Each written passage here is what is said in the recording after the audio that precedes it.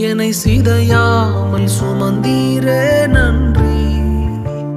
ஒரு கரு போல காத்தீரே நன்றி.